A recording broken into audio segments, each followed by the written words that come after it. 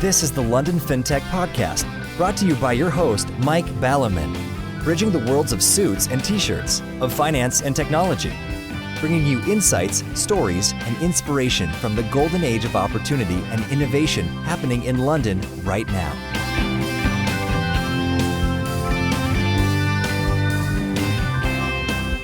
Hi, this is Mike Ballerman, and this is London Fintech Podcast, episode 130, brought to you in association with Smart Pension. And it's years since we looked at equity crowdfunding, so here we are with the founder of the UK's first authorised equity crowdfunders, Jeff Lynn, Executive Chairman of Seedrs. Where is equity crowdfunding in 2019? Where is it going? It's been rather a synchronicity year this year, and it just so happens that last episode's star guest, Tim Levine from Augmentum, sits on Seedrs' board. Anyway, in terms of setting records, let's make this the shortest intro ever. After years, I'm sure you all know what equity crowdfunding is. However, as it's 5 years since Seedrs were on the show, I thought it'd be a good opportunity to find out not just how many trillions has been raised, but also, more strategically, after many years of experience, what does one of the key industry figures think has happened and what will happen? Where are the innovations? Where's it going? Plenty to talk about, so let's get on with the show. Hi Jeff, thanks for joining me today. Thanks, Mike. Thanks very much for having me. So you've got some very smart offices here. 5 years ago when I was chatting to your now COO, it was a smaller office in Shoreditch with lots of washing up in the basin. Now it's a big office with lots of washing up in the basin. Yes, I heard that when I came in, but your kitchen looks very smart, actually. Well, actually, the genesis of this is quite interesting to share with the listeners. I've actually forgotten myself, but in my New Year special roundup of what I'm looking forward to in 2019 and expecting, I think I said something like, well, there's equity crowdfunding, but we all know about that and it's no big deal kind of stuff. And your COO took me to task and said, what did I know? And of course, as the audience will know, I know very little about anything. So I suggested she come back, but as she's so shy and retiring and no doubt completely scared of me, so we've got the big guns in to answer where it's all going. Anyway, so I pinged Karen last night saying, give me something to talk to Jeff about. She suggested skiing, but I think we can all agree that skiing's nicer. And she said, whatever you do, don't mention Trump and Brexit. So I won't mention Trump and Brexit. Don't mention the war. The war's... The war's... My only comment on that is I'm American, as everybody can hear, but I've lived over here for about 15 years and very proud to live here, very much a sort of, the convert to the greatest evangelist kind of thing. And when my wife and I got our British citizenship in 2015, we thought to ourselves, this is wonderful. We're now citizens of two of the greatest countries in the world. And surely, even if one goes a little astray, they both can't go nuts at the same time, can they? And then 2016 happened. So I've been digging deeply into my ancestry to see if I have any claim on Lithuanian citizenship. Sadly, I don't, or other things like that. But notwithstanding all those events, I'm still very proud to be British, Anglo-American, whatever you want to call me. Yes, it used to be the same thing a few centuries ago, actually. That's right, and then That's a little different tussle story. of some sort. And, Yes, and I've actually stopped giving up. I used to for a few years, actually. But then actually I was upsetting people, and even I stopped doing that. I used to, especially if I was sort of bumping into American chums on Independence Day, say, oh, well, congratulations on independence, but you know it was a bad thing, don't you? Which, of course, completely in Anglo terms, takes the middle stump out. There's basically right. For that. Because it never occurred to your average American who's been programmed about sort of all the wonderful sides that there was some negativity to it. But I stopped doing that, actually, because it was just sort of upsetting them, and I had some good points. But anyway, we'll gloss over that. Well, anyway, we'll see what's happening in terms of the world. I think that clearly, and this is around Europe and also in many countries, there is a need for some quite large reform. There's a need for some discontinuities. I mean, just at a very simple level, one of the things you're seeing around the world is a diminishing in the calibre of politicians. Mm-hmm. Forget all this Brexit stuff. We're all nauseated, although Bridget and I spent the weekend celebrating the fact that the great dictator was finally toppled and statues of Theresa May have been pulled down around the country. So that's pleased us. But around the world, and it may be partly because they get such a hard time from the media, or in Europe or in the UK, they're just kind of like a parish council these days, but the calibre of politicians is going down. There are a bunch of issues in all the leading economies which aren't really being addressed. And so sometimes I think, just trying to sort of put this in a different way, sometimes you need people from outside the system who aren't going to manage it well as such, but are going to shake it all up. We see this in big companies. Some guy comes in, he's not the right person, he's not the sort of sausage machine handle turner that you've had for some past, but actually you need people who are a bit sort of crazy anarchic. You need, arguably, the likes of Trump and the likes of Farage to chuck things up in the air a little bit, and maybe they can come down and settle in a different fashion. It's an interesting one. I'd say I agree in part and dissent in part. I think that, there's no question that that's a big part of what these elections have been. It has been a feeling that something's not working, so let's shake it all up. And the notion of bringing in outsiders and people who are not from the political class, absolutely. And I couldn't agree more that the quality of politicians has declined markedly, over the past generation. I was involved a bit in politics in America in the 90s as a young student and volunteer, and I got to know people like Bob Dole, who ran for president in 96. And this was just a totally different generation of people, great leaders, great statesmen and stateswomen, and we're lacking in that today.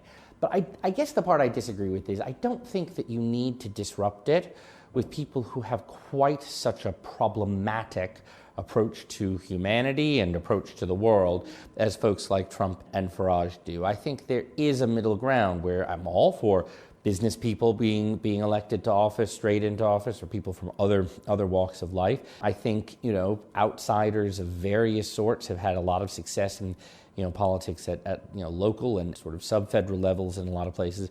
And I think that's just great. But I think that what you get with somebody like Trump, and to a lesser degree Farage, I put them into very different categories, but I think you get a real inhumanity about them, a real sense of every man for himself, and no sense of social cohesion. And I'm a conservative. I'm a proud member of the Conservative Party. I'm a big believer in small government, in low taxes, in individual responsibility. But I think that has to be coupled with a recognition that we spent hundreds of years building up these societal constructs and norms and ways of working together and supporting each other that matter and really are what help keep us together and help diminish poverty and diminish misery. And I don't think we want to throw all that stuff out with the bathwater, so to speak. Yes, well, we could continue this for sort of many hours. We could do a whole politics podcast, but we'll let it be. Well, exactly. But, there's a sort of couple of interesting things there. You say you remember the Conservative Party. I wasn't aware we had a Conservative Party. They're not actually conserving anything. And in all seriousness, the last Conservative government under May, I believe, and if we're talking about this for hours, I would argue is left of Tony Blair. The stuff that she's done around gender and hate speech and all this kind of social justice-y thing is very left. And the other week we went to hear Douglas Murray talking to Sir Roger Scruton in conversation, which was very interesting. And Roger Scruton is the leading conservative philosopher in the country, actually. And he was summarily excommunicated by appropriately named James Brokenshire. And he was running the Better Buildings Commission or something, looking at how, and living sort of nearer the green grass. I see this all the time. A housing developer gets a field or two and they put up a bunch of sort of Lego houses which are all identical.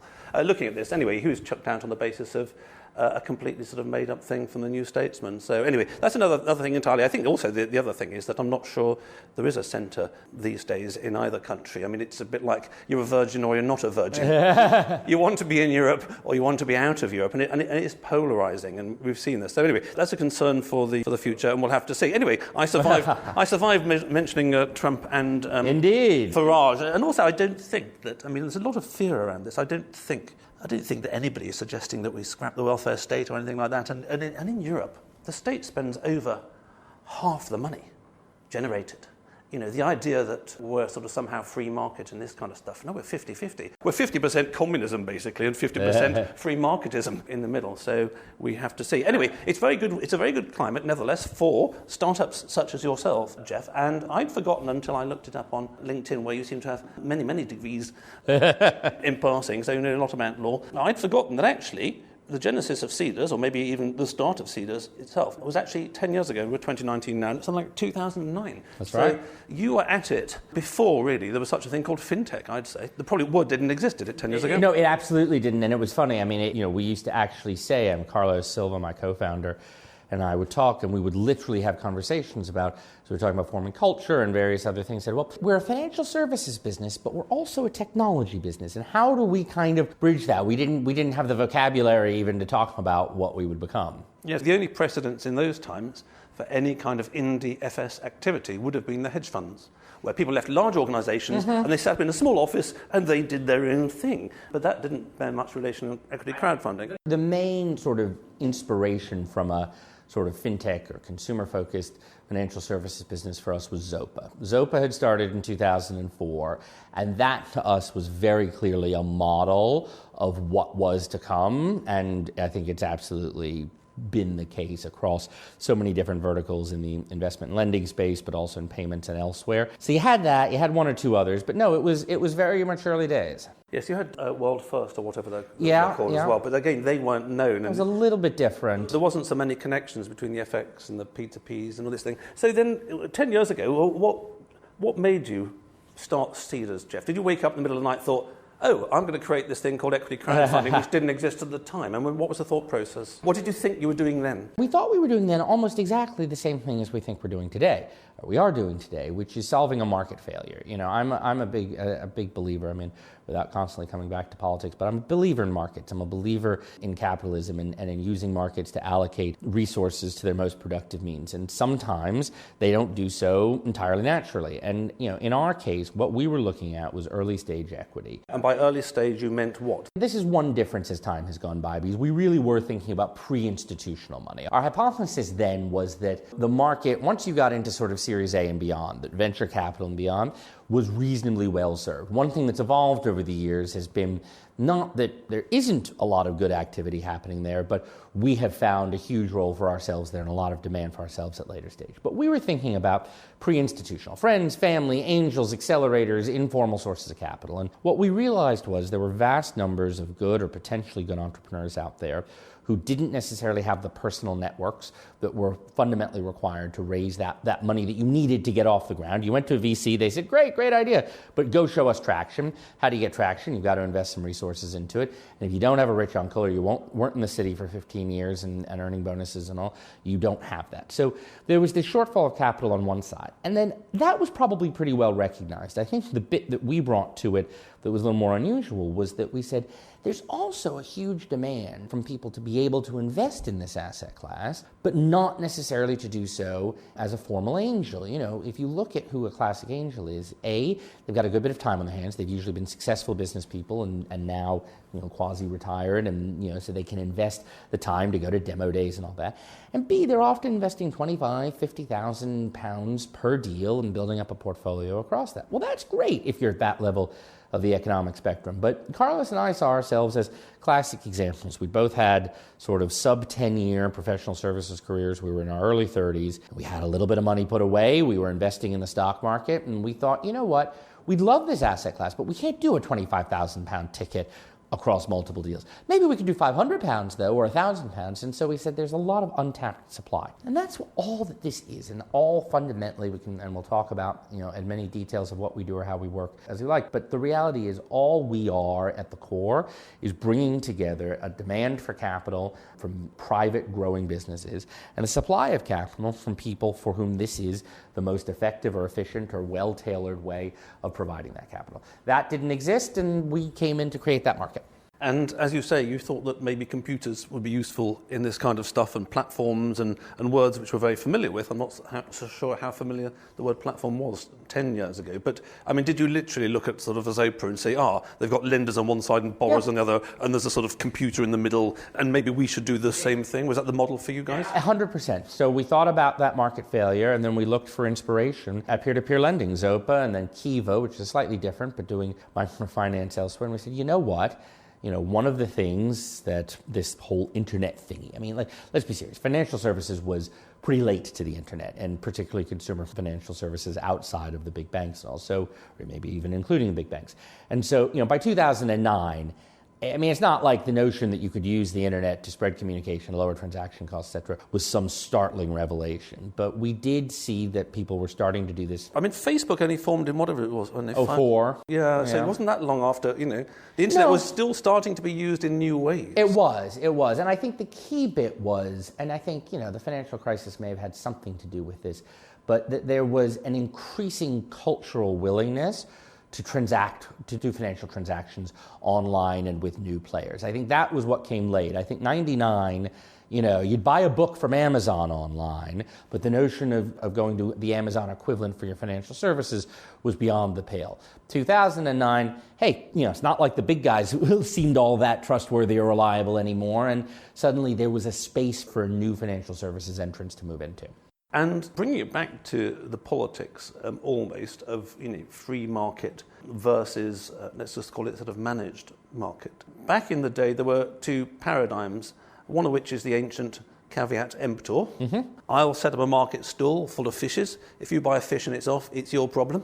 You get ill. It's up to you to sniff the fishes. And many years ago, I did an episode with one of the angels of Platform Black, and they spoke about the problem of that model, because they had a difficulty, a chunky difficulty on their platform, and they found that, and coming back to market stalls, if I put fishes out there and I say it's up to you to choose a fish that's nice and healthy, and then you go and poison your entire family and they're in bed for a week, you're not going to come back to my market stall. Exactly. So that was one thing. But however, that sort of model still kind of exists in equity crowdfunding that we have today.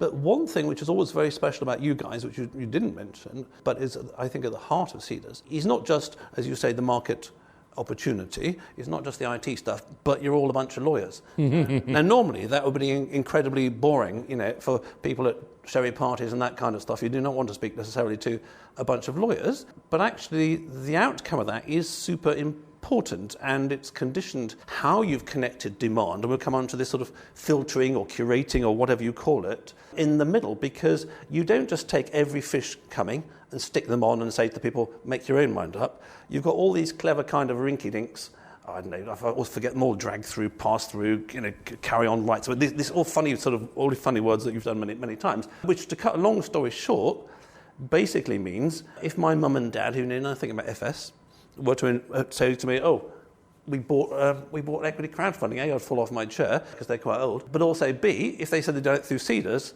I would think, they're not going to get legged over. If they did it through, if I may say so, Crowdcube, I go, oh shit.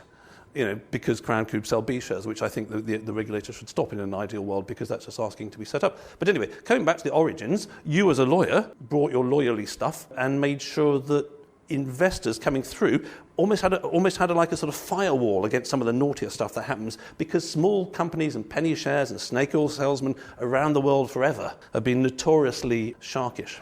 Absolutely, and there's a lot in everything that you just said, and I'll just pick a couple pieces. So first, getting to the first, to the beginning of your comment, I've always thought that the idea that you either have a caveat emptor world or a fully managed market is a false dichotomy. I think it's a spectrum. It is a spectrum, and the ideal and what every country and what every regulatory system should be focused on is the right balanced level of regulation. When we got into this space and other platforms were working to do similar things, there were those who argued it should be unregulated, and we were the most vehement opponents of that, because if it was unregulated, we weren't going to get any customers. And so there had to be regulation. We were regulated from day one, and we've helped work to provide or support the regulators in building out a regulatory model that is first in the world here in the UK in terms of providing the right protections for investors and the right protections for users, while also not being so burdensome as to make it impossible to transact. And getting that balance, and there are arguments over where that balance lies, and you're right, there are issues about particular types of shares or particular structures that you're not going to get perfectly right in the regulatory balance, but striving for that middle is important, and I think the UK has done a great job of that. Yes, to your point, I think our legal background was very important and very relevant here. Financial transactions are inherently involve a lot of law to them. It is boring, it does sound silly, but whether, if I invest in a company, I say, I don't care about all the legals. All I want is to make money if that company works out. Well, whether you're going to make money or not if the company works out is going to depend on the legals. And so we have worked very hard with things like our nominee structure to ensure that we are giving investors the level of protections that other investors through other channels, angels, VCs, etc., should be able to expect. We're not trying to change the market. We're not trying to make it overly burdensome or move things, overly in one direction or the other. We're just trying to ensure that people who invest online are put into a similar position to what they're investing offline. So on the market thing, so in a sense, my fish metaphor is going to fail me completely, so I should chuck the fish back into the sea. In a sense, I'm selling something on a stall, and you wrap it up in some box which kind of protects. Yes, but there's another element to it as well, and I will stay with your fish analogy, which is probably even more important in some ways than that wrapper, which is very important, and we put in preservatives or whatever you want to call it. But it's also about the screening for who comes onto the platform, because a big part of our thesis is, yes, we curate businesses heavily, and we have a very, very limited number of those businesses that come to us actually wind up on the platform. So what's your rejection rate? Well, we only take 3 to 5% of the businesses that come to us. It's already a pretty high bar. But critically, of those 3 to 5%, of all the things we're saying about them, we are not saying we think this is a good investment. We are saying this business is what it says on the tin. We're saying we've done the full review of their disclosures and everything checks out. We're saying that the investment structure is going to ensure that if this business is successful, you will participate. But we want you as the investor to make the decision as to whether or not to invest. And in order to make that decision, you need to understand that this is a high-risk asset class, that it's an asset class in which most investments fail, and that you have to build a diversified portfolio in order to expect to see a long-term net profit. Now, the critical thing here is that we screen our investors for exactly that. And you talk about your mom and dad, if they aren't equipped or they don't understand that or aren't willing to accept that risk, they don't get to invest through us. So to your fish market analogy, it's as if the fish monger to some degree is saying, yes, okay, we'll take it as you leave it, but you have to demonstrate to us that you understand something about fish and that you're able to inspect fish and know what a rotten fish looks like versus a good fish. And I think that's always been a critical component here, is that this is not for absolutely everyone. This is for, we talk a lot about the mass affluent, but it's not even about the economic status. It's about people who understand that this is risky, are willing to take that risk, are willing to take control of their own money and invest it where they want. And if they're not that, or they're not willing to take that risk, then they're not customers for us. Yes, so I get that. And I was thinking when you were talking, there's 2 challenges, because I always metaphorically use my mum and dad, but actually it's kind of a metaphor, because quite often, and actually I mentioned platform back before, I knew somebody who's very financially sophisticated. They were invested in the bum deal on Platform Black, because it's a bit like doctors who drink too much. Yeah. They'd see all the patients, how much do you drink, Mr. Lynn, or but then they go home in the evening and they open 2 bottles of wine or something, or people don't almost look after themselves. I will say, if I can just jump in, from our experience on the platform, we have never once, been live 7 years this July, we have never once had a complaint from somebody who we would think of as an unsophisticated investor, a smaller investor who wasn't experienced in the space, saying, oh my God, I didn't realize what I'd gotten into. We've had highly sophisticated people complain like, oh, what happened to this company? But, when an investment hasn't worked out. But you know what? People who are quote unquote unsophisticated are often the smartest out there, because they know what they don't know. They don't put more money in than they can afford to lose. They read the writing and they make smart decisions usually. Yeah, exactly. And they know that to an extent, investing in one small company is a gamble. Exactly. It is completely a gamble. A portfolio is an investment. Yes. And actually, I was just thinking in terms of the professional investors and people who are capable of knowing. The other problem we all face in the modern world is one of time. Yeah. And having spoken about B shares and this kind of stuff, I did think that, was it last year or the year before? I've got sort of Monzo card, lots of people have. Do you want to buy some shares? Yeah, I'll buy some. I press the button. I didn't actually look at it. I don't actually know what kind of shares I've got. I'm perfectly capable of having sat down, but just don't have the time. All of which comes to one thing, which is one of the ideas, maybe not in 2009, because Fintech hadn't got going, but certainly 5 years or so, there was all this sort of gamification that was around, and it's all fun and do all this kind of stuff, and the idea that platforms were there and they provide all the information and this kind of stuff. And I never really believed that. And Funding Circle were quite a good example of one of the ones who changed the thing. They had some complicated bidding thing over 10 days and you can raise your bid. And yeah, it sounds great, but most people are too bloody busy, frankly. And they got to the stage where there's just a fund. Now, somebody like me, I've got 35 years in the city. I've done enough FS. I don't need to do any more, thank you. But I've got no time. So one thing I was interested in, I'm not sure when you launched it, was your EIS 100 fund, because yes, of course I know about diversification. 30 years ago I ran a fund management business, I got that. I'm too bloody busy to pile through 100 proposals on Seedrs this year and pick the 10 I want. I just don't have the time. So in terms of how the model has moved on, you've presumably recognised the fact that, okay, you've done all the stuff that you set out to do, but actually there are plenty of people like me who would stick a few quid in it, but they just do not have the time or energy or enthusiasm to pile through and pick them all themselves. Exactly. And a big part of our evolution, particularly over the last year and where we're trying to go, is to offer products or offer ways of accessing our investments that are fit for different types of investors. So if we think of our core model as look at individual businesses, pick the ones that you want to invest in, Great. Many investors like that, want to do that. Awesome. But we've actually rolled out over the course of the past year 2 new things. One, as you mentioned, is the EIS fund, which is literally you make one investment decision, and this will get allocated across 100 EIS eligible investments over the course of roughly a year. It is based on certain triggers, basic triggers.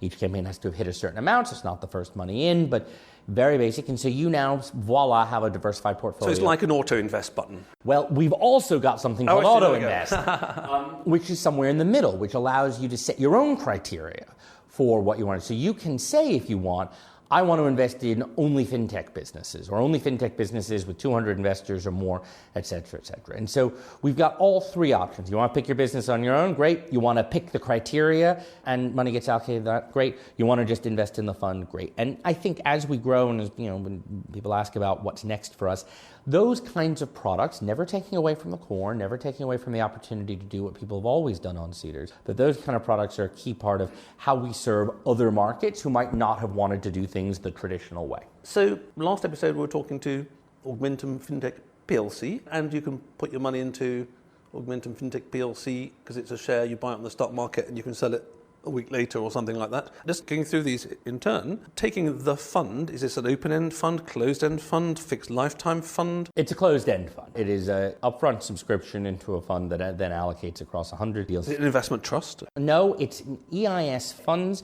This is a little bit of a peculiarity under tax law, but funds that are eligible for EIS. And EIS for people abroad is the Enterprise Investment Scheme, which is a very, very generous set of tax reliefs available for investing in early-stage businesses in the UK for individuals. In order to get that relief, what happens is it's actually structured as 100 separate individual investments, all held under our nominee. So as a technical matter, it's not actually a fund, it's 100 investments.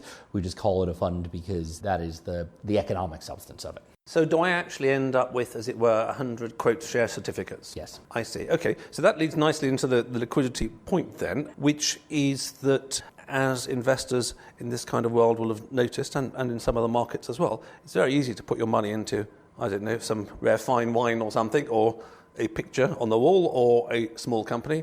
And it's generally not too hard putting your money into something. What can be a bit tricky is in 5 years' time, you need some more money for school fees, is getting your money out of the fine wine or the picture or the equity. And I know that you guys have been doing something around secondary market, but my knowledge ends at that point. Well, look, I think the threshold point here is that this is a long-term asset class, and everything we've done and will do and everything I'm about to say about the secondary market doesn't change the fact that if you're going to invest in private companies, you should expect to have to hold them for quite some time. Quite some time can be quite some time. So I've still got a BES scheme, which was the 1990s version of the EIS, which is still going. And my money has been in this company which shows no sign of wanting to exit itself in any way, shape or form for 25 years now. 25 years is starting to be quite a long time.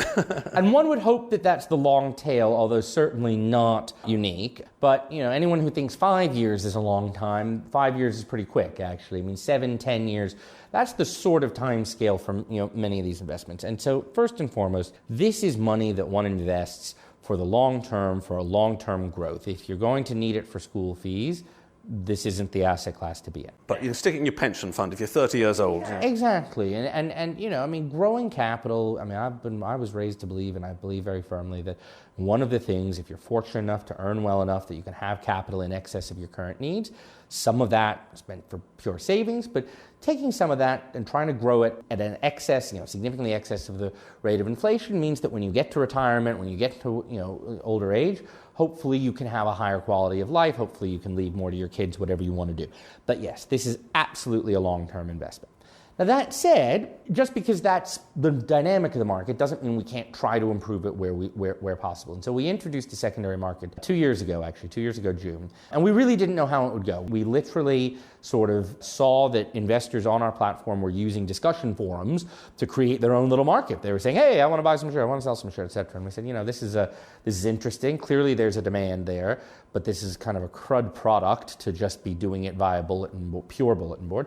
So I said, we'll create a basic market. It's still a bulletin board, but it's a product feature that makes it a lot easier to use. And we'll see how it goes. And it's turned out to be successful beyond all expectations. And actually, there has been a lot of activity on there. It's still in beta. It's still in limited form.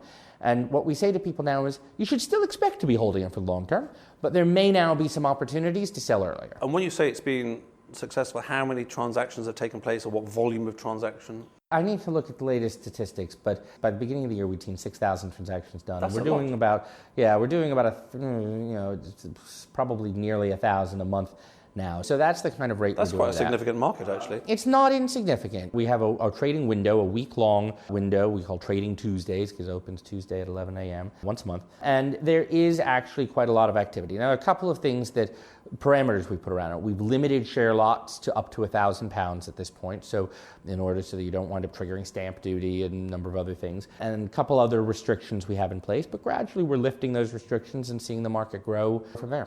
And again, it relates rather to Augmentum's challenge and everybody else's of how on earth you value some company. Let's say you've got some shares in the London Fintech podcast. Yep. You saw some accounts 9 months ago, and maybe in 3 months' time you might see some more accounts or something like that. How do people in a market where there are actually a lot of transactions taking place, how do people actually set a price? Well, for the moment, we make it slightly easy because we set the price for them. So we mark our entire portfolio to market. Because it's all through nominees. Mm-hmm. And so we have information on what's happening with every company, and we keep valuations updated in real time. The interesting thing about private company valuations is, you can either drive yourself nuts trying to use traditional valuation techniques. Which are meaningless. That are absolutely meaningless. Or you can do the simple thing, which is, what did the market last pay for this thing? And so for the most part, for companies that have raised money within the last 3 years, so long as there hasn't been an adverse event, we simply mark it to the value of the last round.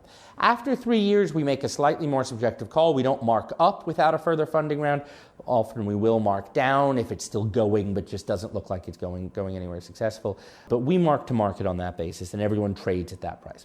One of the things we're looking at and are talking about is opening up free pricing, dynamic bidding, whatever you want to call it. It's been 2 years and we haven't done it yet because there are a lot of questions in terms of what impact would that have on the market, and do people really want, and are they prepared to put their own prices on these things? Yes, it's a fascinating topic, and I'll be very interested to see how it works out going forwards. Okay, so there are a couple of dimensions that we haven't spoken about, Jeff, in a quick tour of the last 10 years, and very interesting changes that happened in the last couple of years. One of which is global. A few years ago, you were looking at sort of the US, and I'd lost track of all these sort of funny laws that you have all over there, and it keeps changing, and and other countries looking at this and doing it one way or another. Give us a quick global tour of where equity crowdfunding is a big deal and where you guys are. And then also the obvious question that, as somebody who has seen this for 10 years, which is quite a long time, how do you see it going forward? Absolutely. So globally, it's been a very interesting picture. The UK leads the world, hands down. We used to do that all the time, actually. I know. We went home when I was born.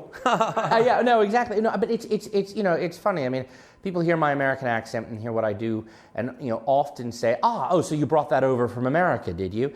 And no, actually, this is a British invention. This is and something that the Brits have done far better than anyone else in the world. The U.S. has really tied itself into knots with this, and there are a whole host of reasons for it. Some intentional, some accidental. But I think it's going. And we learned, and we bought a broker dealer there, and we still have it, and we're still looking at a potential U.S. play, but the opportunity there has been heavily curtailed by getting the regulatory balance we talked about earlier, by getting that wrong, by making it so burdensome both on platforms and on companies and on investors that it's unlikely, we think, to take off in scale. What's very exciting to us at the moment is that there is a regulation going through at EU level. Now, a number of European countries have done okay, not quite as well as the UK, but okay at domestic regimes. But there will soon be, we expect, a pan-European regime. Of course, Britain won't be part of it because of Brexit, but there will be an opportunity to do equity crowdfunding across the 27 remaining member states under a single regime. If that happens, that will be transformative. That will put Europe and Britain together, because Britain's system won't be that different. That will put this part of the world way ahead of anyone else, and I think it's going to be very exciting. And I think you're talking about a magnitude of difference that will actually, over the course of the next 10, 20 years, significantly move the needle in terms of how many startups get built here versus other parts of the world. So take someone like Berlin, which obviously does very well for startups and all that. Does it not have kind of crowdfunding? German equity crowdfunding rules are hugely arcane. That's a surprise. Yeah, no, exactly. France, interestingly, is okay. Some of the Nordics do okay. Mix and match, a little bit going on in Spain. And you're in Lisbon, aren't you? Mm-hmm. Well, yeah, we are. That's where a good part of our technical team sits. We have small offices, representative offices in Amsterdam and Berlin as well, and we do work with deals. What about Amsterdam? I mean, as they invented the stock exchange pretty much. No, I think the Dutch are really very good on this stuff. Really very, very good. And as we look at, we make no secret about the fact that the bits I just pieced together, which were European regulation coming through, Britain won't be part of it. We want to take advantage of it. We will need to have a second headquarters and a second regulated entity. And so we're looking at a few different places. Ireland is one, Amsterdam's another, a couple others for that. So we think Europe's a hugely big opportunity. And just in terms of timescales, because let's say you've been kind of at it for 10 years and the platform's live for 7. This is a silly question because I kind of know the answer. I can guess the answer. Why is it going so slowly? Or is that just the way the EU works? Well, interestingly, at EU level, it's been fascinating. So we started engaging with them starting about 2012 and pushing for this kind of regulation. And it was fascinating. I mean, really, I've learned a huge, just as we're leaving the EU, I've learned a huge amount. We may not be leaving it at this rate. Or not, exactly. But, learned a huge amount about how it all works. But really, for a number of years, when we just thought that they weren't listening, they were actually building a huge base of data and a huge base of and then out of nowhere in late 2017, they said, right, we think it's time and we're going to put forward this regulation. And it has now gone, and it's, a year to two process to go through the various representative institutions there and so forth. So, and we've been working closely with them. So in some ways, it does feel like it's taken a long time, but in other ways, we're pleased with where it's gotten to. So Europe's very exciting. And then, look, we've always said we want to be a global platform. We just joined the Department of International Trade's Hong Kong Fintech Bridge program, and so we're starting to look at a few things in Hong Kong and what that could do for us. What's Singapore doing? Because they're a very free market as well. Very much so. We've spent a decent bit of time through the years talking both with Singapore authorities and Hong Kong. Both are very keen to be the fintech hubs, as you know, in Asia. I think both are very interesting. I mean, I think, Hong Kong and the connection to mainland China obviously has a particular interest. Singapore, needless to say, has Southeast Asia, which is also very interesting. So it's a less clear picture what happens in Asia, what happens in America and beyond. We do think there's a global opportunity, but Europe is where we think a lot of the most exciting activity next few years will be. So that's one of the things we're looking for in the future is more globalization. The UK tends to move faster still. And as I say, I'm very impressed by this secondary market stuff and your funds auto bid, which seems to make it much more available for a whole bunch of folks who haven't got the time but want to put some money in it. Are there any other key things that people should be looking out for in the future, the next few years? Where's this all going? Yeah, look, I think continued evolution of products like secondary market, like funds, different types of fund structures, things like that, certainly will be part of it. But I think, one of the things that we've continued to see from day one has been just a huge expansion in the range of both businesses and investors who use us. And, when we started, it was tiny little pre-seed businesses, many of which have gone on and done great things, thrilled that we funded them, but, tiny businesses and really all small retail investors. We now have a number of institutional investors, family offices, private wealth managers, a number of others investing through us. And we now work with businesses still ranging from those pre-seed, but all the way up to unicorns and beyond. And as I said earlier, while our initial hypothesis thought about this in terms of the pre-institutional level, we see this marketplace as bringing a lot of value at the institutional level and the later stage level as well. And so I think we're going to see more and more of those kinds of deals and those kinds of investors coming through. And just one final question, connecting last week's conversation about the main London stock market and AIM, and actually something I remember from 5 years ago about where it's all going. Given that you've got this sort of bulletin board, shall we say, in London, the Royal Exchange was the first place that shares were traded well before the London Stock Exchange existed. Do you think that at some stage in the future that you could imagine, if I fast forward you 5 years, that Seedrs or something like Seedrs in this country or another almost becomes kind of like the sort of small company stock market almost? I mean, you're a lawyer. You probably interpret the word stock market in a different way than I mean it. No. I mean, it's a very sensible question and one that we've been asked before. I think I see it maybe a little bit differently. I think there's a fundamental difference between a private company and a public company. When you become public, and I don't mean PLC, I mean when you go onto an exchange like AIM or the LSE main market or wherever, that is a transitional point in your time as a company. That is opening you up to a huge amount of public scrutiny. That is making certain commitments terms of what you're going to do every quarter, etc. Private companies, by definition, or just by custom, have much greater freedom of action, much greater flexibility to invest, much more ability to keep certain things confidential. And our view is what we're trying to do is focus on the private company market.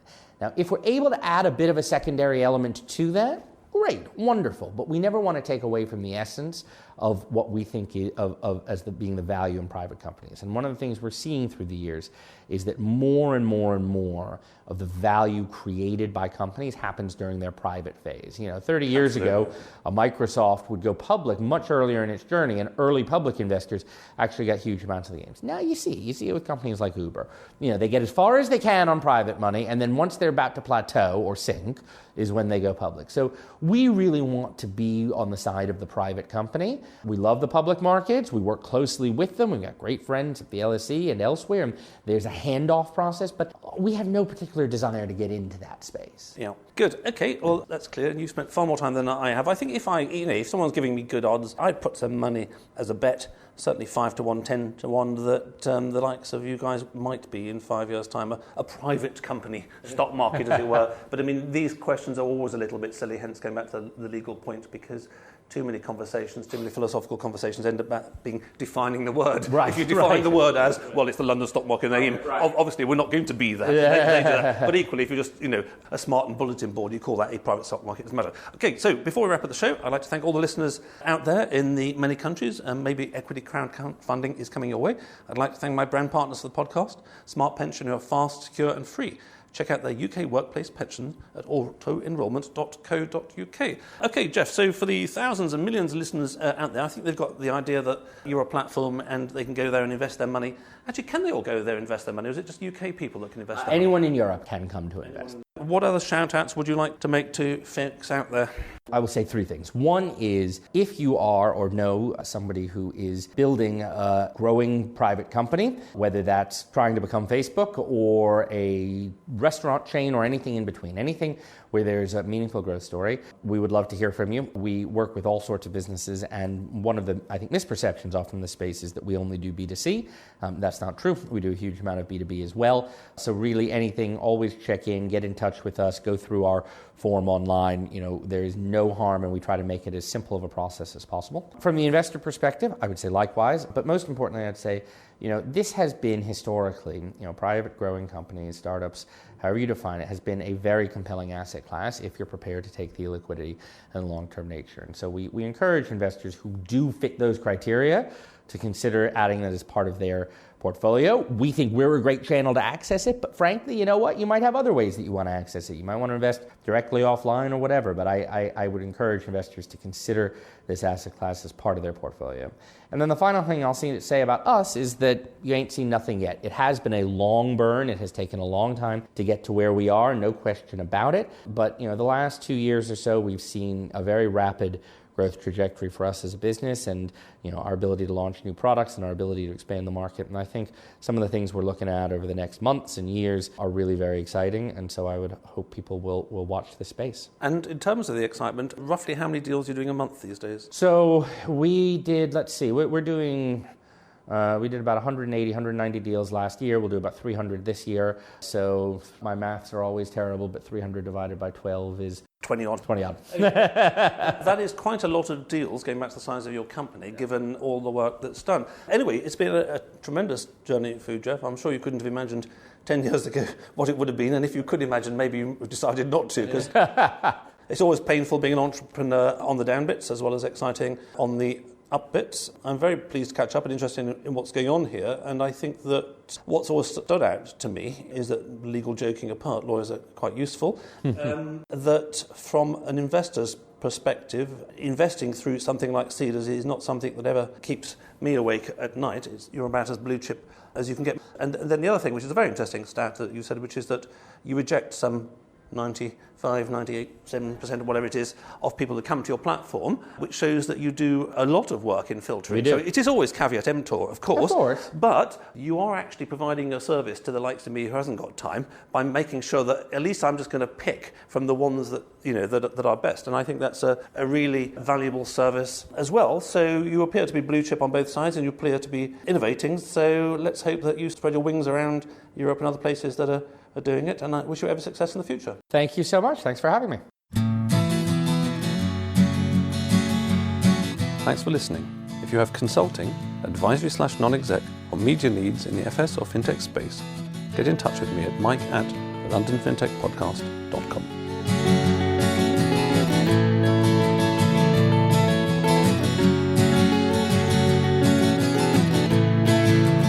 We could sit in a band there all day, watching the firelight dance, watching the firelight dance. We could walk in the mountains before dawn, watching a happy moonrise, watching a happy moonrise.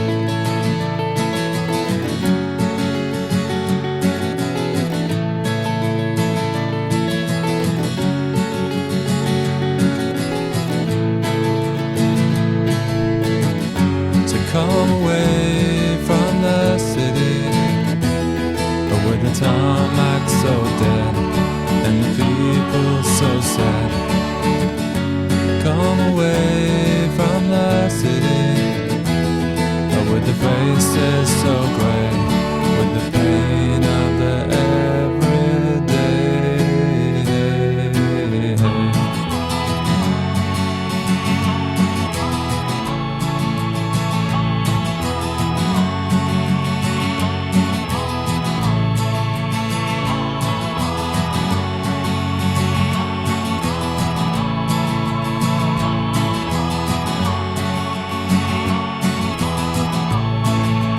We are wild like the mountains and the trees. Can you see what I mean? Can you see what I mean? We fit in between the earth and the sky. Kiss the city goodbye, wave the city goodbye. Wave the city goodbye. The city goodbye. Watch the firelight dance with me. Watch the firelight dance with me. Watch the firelight dance with me. Watch the firelight dance with me. Watch the firelight dance with me. Watch the firelight dance with me. Watch the firelight dance.